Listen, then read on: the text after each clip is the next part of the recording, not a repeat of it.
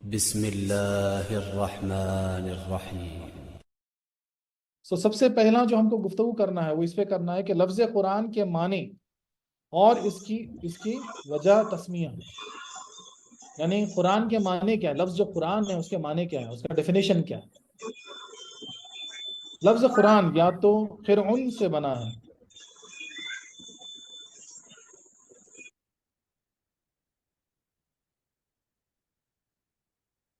لفظ قرآن یا تو فرعون سے بنا ہے یا قراء سے بنا ہے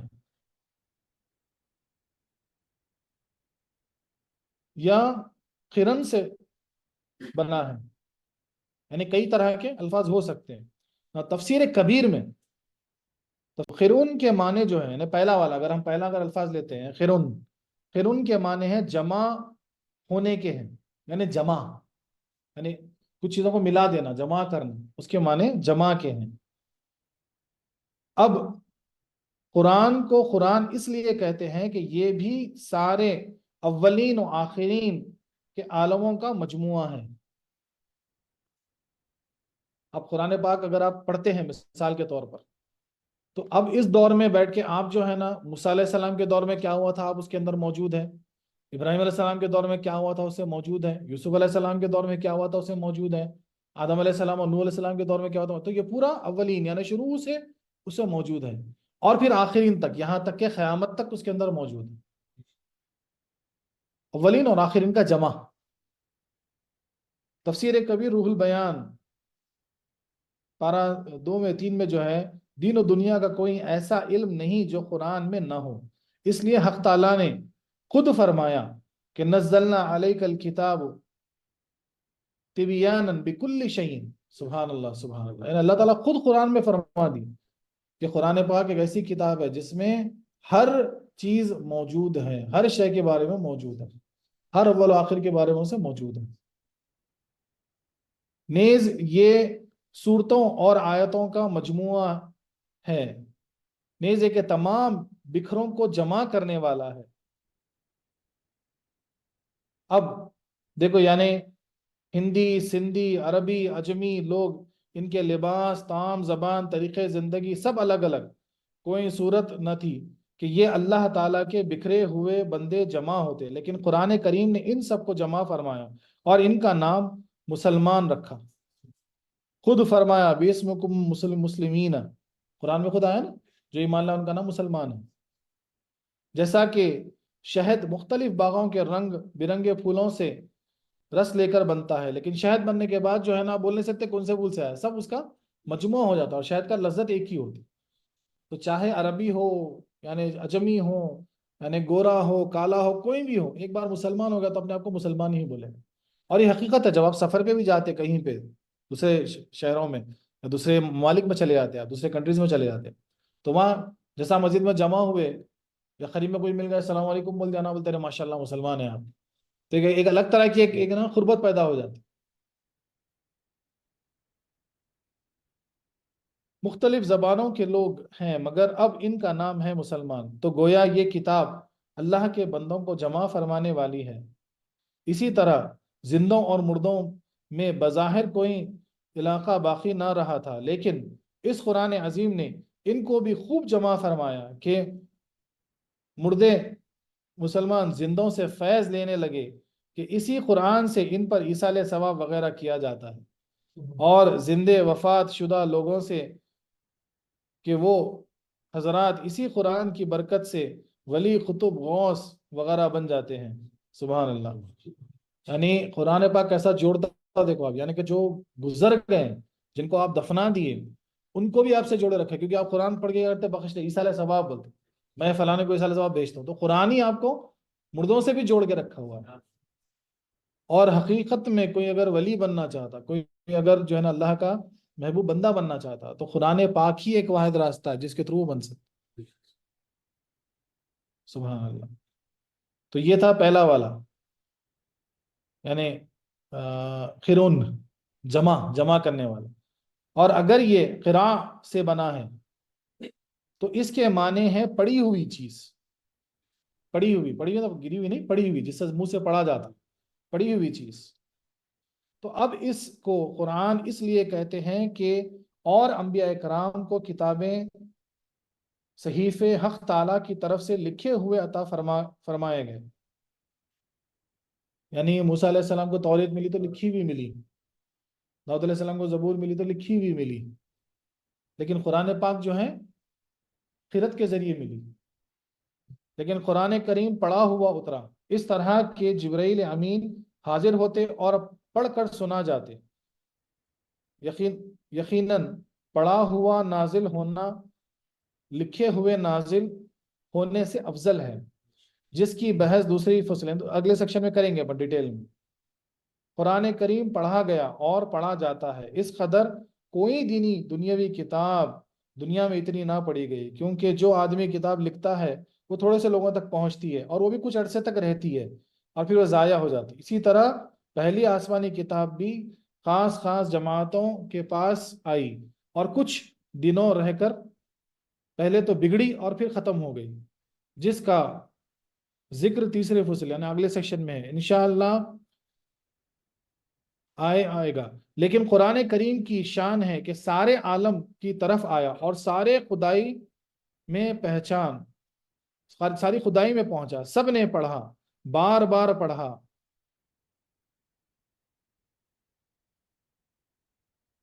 جماعتوں کے ساتھ پڑھا. اگر کبھی تراویح کی جماعت یا ہمیشہ دیکھنے کا اتفاق ہوا تو معلوم ہوگا کہ اس عظمت کے ساتھ کوئی کتاب پڑھی ہی نہیں گئی. پر لطیف بات یہ ہے کہ اس کو مسلمان نے بھی پڑھا اور کفار نے بھی پڑھا. حقیقت ہے نا.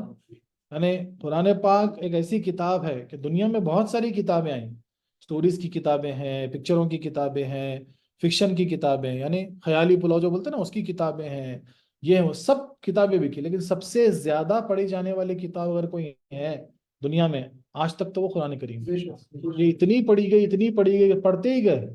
اس کو مسلمان بھی پڑھے سو کفار بھی پڑھے. کفار کیوں پڑھتے معلوم ہے؟ جاننے کے لیے کہ ان کو ہی معلوم ہے اس میں سب کچھ موجود ہے. بولتے ہیں کئی ریسرچ سینٹرز ہیں جو ہے نا انگریزی ریسرچ سینٹرز ہیں، انہوں نے اسلام سے کوئی لینا دینا نہیں، لیکن قرآن پہ ان کی ریسرچ جاری ہے کہ جان سکے کہ اس میں کیا کیا موجود ہے. سبحان اللہ. تو ایک تو ہو گیا جمع کرنے والا جو فرسٹ جو اپن پڑھے معنی قرآن کے، جس کا تھا قرعن یعنی جمع کی گئی. دوسرا جو ہم پڑھے وہ قراء تھا جو بولی گئی. اور اگر یہ خرنون سے بنا ہے تو قرن کے معنی ہے ملنا، قرن کے معنی ہے ملنا اور ساتھ رہنا. اب اس کو قرآن اس لیے کہتے ہیں کہ حق اور ہدایت اس کے ساتھ ہے، نیز اس کی صورتیں اور آیتیں ہر ایک بعض کے ساتھ ہیں، کوئی کسی کے مختلف نہیں. نیز اس میں عقائد اور اعمال میں اختلاف، سیاست، عبادت، معاملات تمام ایک ساتھ جمع ہیں. نیز یہ مسلمان کے ہر وقت ساتھ رہتا ہے، دل کے ساتھ، خیال کے ساتھ، ظاہر اعضاء کے ساتھ اور باطنی اعضاؤں کے ساتھ دل میں پہنچا. اس کو مسلمان بنایا، ہاتھ، پاؤں، ناک، کان وغیرہ کو حرام کاموں سے روک کر حلال میں مشغول کر دیا. غرض کے سر سے لے کر پاؤں تک کے ہر اعضاء پر اپنا رنگ جما دیا. پھر زندگی میں ہر حالت میں ساتھ، بچپن میں ساتھ، جوانی میں ساتھ، بڑھاپے میں ساتھ، پھر ہر جگہ ساتھ رہا. تخت پر ساتھ، تختے پر ساتھ، گھر میں ساتھ، مسجد میں ساتھ، آبادی میں ساتھ، جنگل میں ساتھ، سوتے میں ساتھ، جاگتے میں ساتھ، مصیبت میں ساتھ، آرام میں ساتھ، سفر میں ساتھ، غرض کے ہر حال میں ساتھ، پھر مرتے وقت ساتھ کے اور سنتے ہوئے مرے، پڑھتے ہوئے سنتے ہوئے مرے. قبر میں ساتھ کے بعد صحابہ کرام کو ان کی وفات کے بعد قبر میں قرآن پاک پڑھتے ہوئے سنا گیا. سبحان اللہ سبحان اللہ. یعنی جو قرآن ہمیشہ پڑھتے ہیں، اس کی عادت بنا لیتے ہیں، تو ہوتا کیا معلوم ہے کہ جب آپ مر بھی جاتے ہیں تب بھی آپ اپنی قبر میں قرآن کی تلاوت کرتے ہیں. اور یہ سنا گیا، بولتے پہلے صحابہ کرام کو جو تدفین کرتے تھے شہداؤں کو، بولے ان کی خبروں سے قرآن کی تلاوت کی آوازیں آتی تھی. سبحان اللہ سبحان.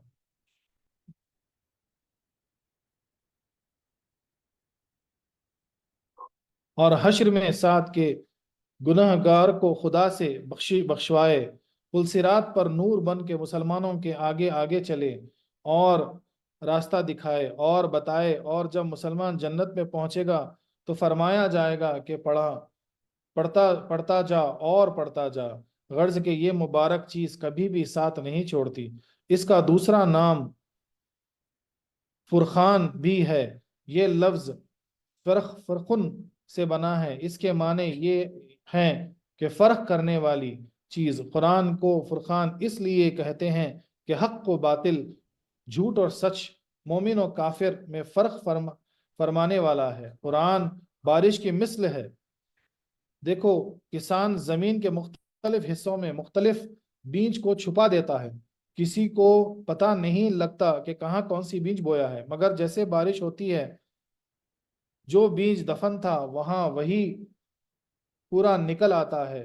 تو بارش زمین کے اندر والی تخم کو ظاہر کرتی ہے، اسی طرح رب تعالیٰ نے اپنے بندوں کے سینوں میں ہدایت، گمراہی، سعادت، شفاعت، کفر و ایمان کے مختلف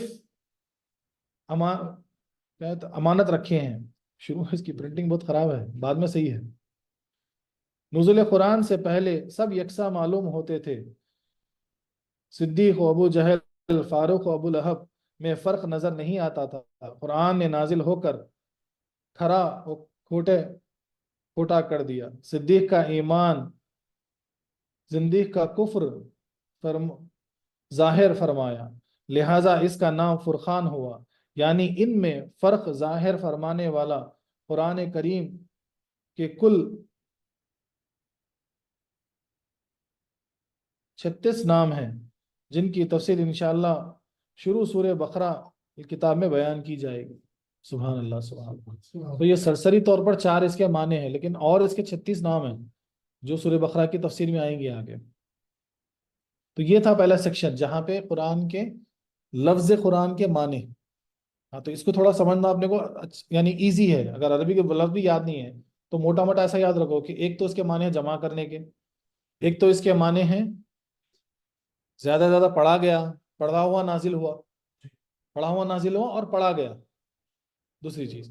تیسری چیز کبھی ساتھ نہیں چھوڑتا، ہمیشہ اپنے ساتھ ہے۔ چوتھی چیز فرقان، یعنی ظاہر کرنے والا، ظاہر کرنے والا، کافر اور مسلمان میں فرق ظاہر کرنے والا ہوں فرقان، اس لیے اس کو فرقان کہا گیا۔ یہ 4 چیزیں اچھے سے ذہن نشین کرو۔ وآخر دعوانا أن الحمد لله رب العالمين.